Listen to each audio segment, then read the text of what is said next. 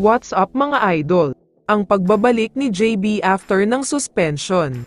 Pero bago mo sana ipagpatuloy ang panonood mo, ay huwag mong kalimutan na mag-subscribe bilang suporta sa aking YouTube channel. Maraming salamat idol.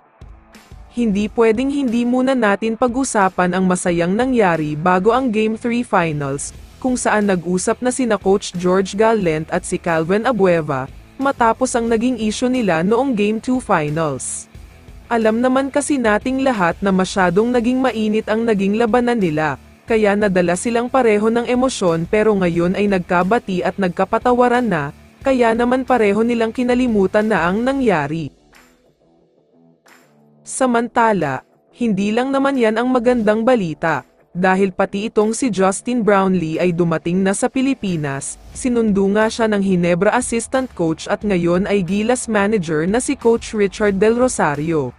Mukhang maaliwalas ang mukha ni Justin Brownlee, dahil nasa airport pa lang siya pero tuwang-tuwa at masayang mukha na talaga ang makikita mo sa kanya, yung tipong parang sobrang na-miss talaga niya dito sa Pilipinas.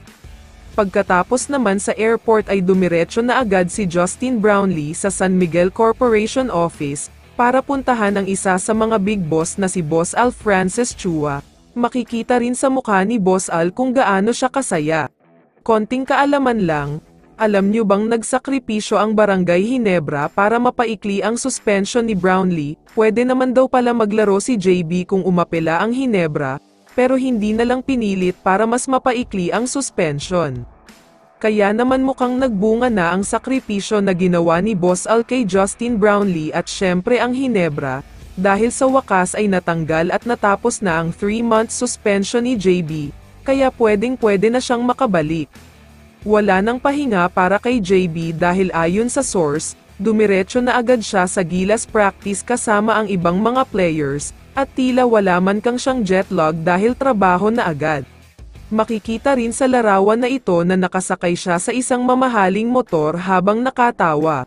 Makikita talaga dito kung gaano kasaya si Justin Brownlee na nakabalik na siya dito sa Pilipinas at natapos na ang suspension niya. Sobrang good news talaga ito para sa Gilas dahil mukhang nakakondisyon pa rin ang katawan niya. Siguradong motivated din siyang ipakita at gawin ang lahat, para patunayan na siya pa rin talaga ang napakalakas na Justin Brownlee. Kaya naman kung ikaw ang tatanungin idol, ano ang masasabi mo kay JB? I-comment mo naman ang sagot mo sa tanong na ito. So dito na nagtatapos ang video na ito. Maraming salamat sa pagsuporta at panonood mga idol. Ingat at bye-bye.